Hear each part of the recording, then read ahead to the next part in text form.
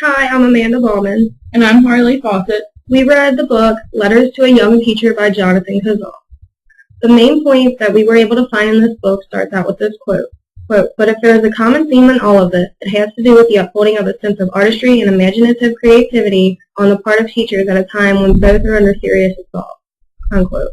What this refers to is the fact that most teachers have changed their course curriculum today to points where you're only teaching to pass the state test and you're not actually giving your children an education or making a difference in their lives, and that's got to change.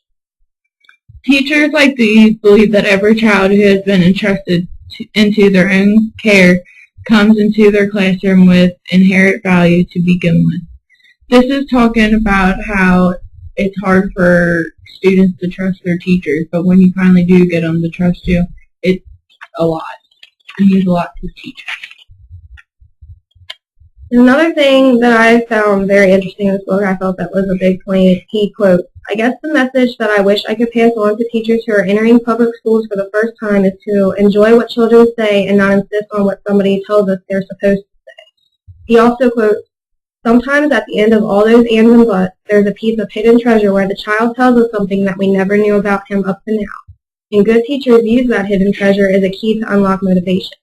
And what this is saying is, if you lock your children up and don't give them any creativity at all, or allow yourself creativity, you never know the things that motivate them, and they are never truly learning from the bottom of their heart. They're just learning to get the A on the paper.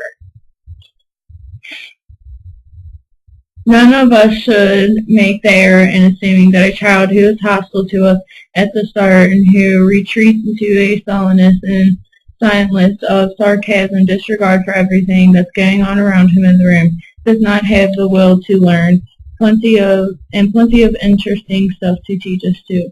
This is talking about how some children just stay quiet and just don't talk to anyone, and the teachers are always trying to figure out a way to break that child, but you got to learn to trust them first.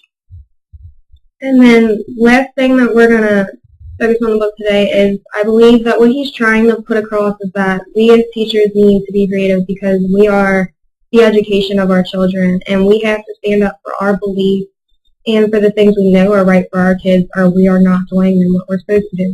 And we're going to end with a quote.